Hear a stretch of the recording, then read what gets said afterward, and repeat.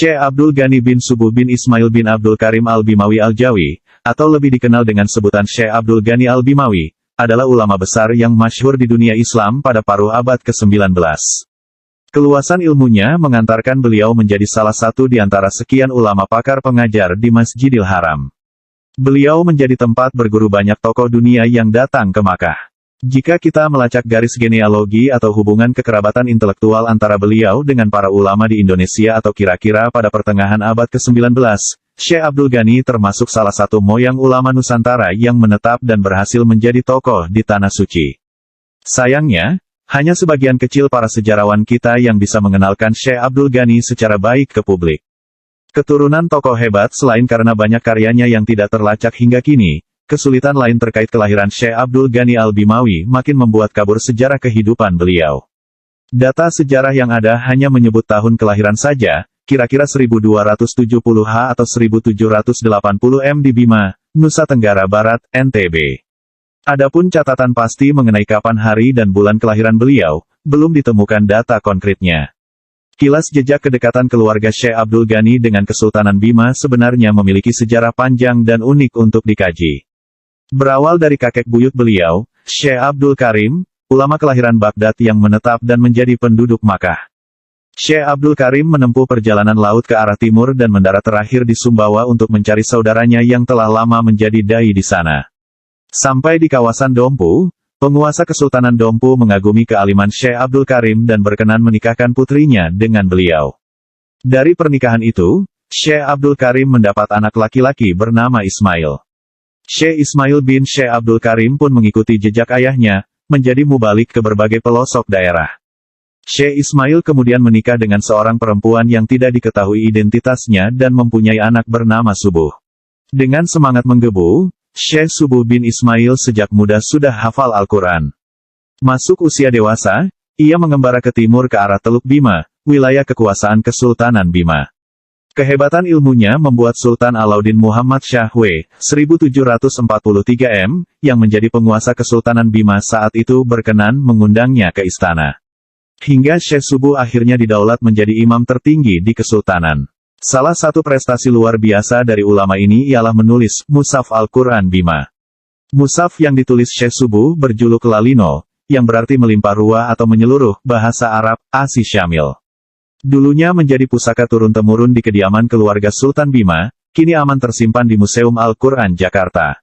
Pada tahun 2012, Mushaf Lalino mendapat penghargaan dan dinobatkan sebagai Mushaf Al-Quran kuno terindah.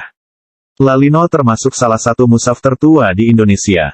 Hijrah ke Tanah Suci demi memenuhi hasrat keilmuannya, Abdul Ghani muda melawat ke Makkah, tidak terlacak pada tahun berapa, dan belajar dari tokoh-tokoh hebat di sana.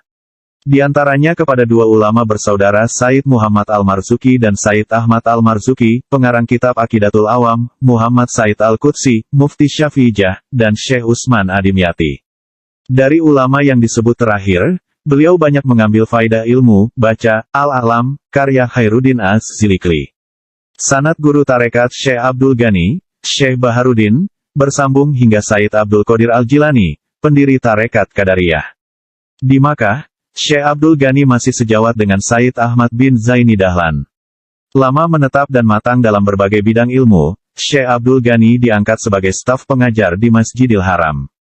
Bisa dikatakan, beliau telah meluluskan banyak tokoh ulama Jawa, istilah yang berkembang kala itu, semisal Syekh Ahmad Khatib bin Abdul Ghaffar As-Sambasi, Kiai Haji Muhammad Soleh Darat, Syekhuna Muhammad Khalil Al-Maduri, dan masih banyak lagi yang tak tersebutkan. Di antara ulama Sumbawa yang pernah mencicipi ilmu Syekh Abdul Ghani yakni dua ulama bersaudara Syekh Umar bin Abdul Rashid As-Sumbawi dan Syekh Muhammad Ali bin Abdul Rashid As-Sumbawi. Ada lagi penerus beliau yang juga menjadi pengajar di Masjidil Haram, yang berhasil tercatat ialah Syekh Nawawi bin Umar Al-Banteni, Syekh Muhammad bin Wasi, Al-Jawi Al-Maki dan Syekh Muhammad Ali bin Husain bin Ibrahim Al-Maliki. Sempat pulang kampung Syekh Abdul Ghani pernah pulang ke kampung halamannya pada tahun 1857 di masa pemerintahan Sultan Salahuddin yang bergelar, Mawa Adil, Sang Pembawa Keadilan. Beliau singgah di Dompu dan menikahi putri Raja Dompu. Menurut penuturan Syekh Mahdali, cucu Syekh Abdul Ghani, kakeknya bahkan diangkat menjadi kadi Kesultanan Dompu. Sultan Dompu juga menghadiahkan kepada beliau 57 petak sawah di Sojado.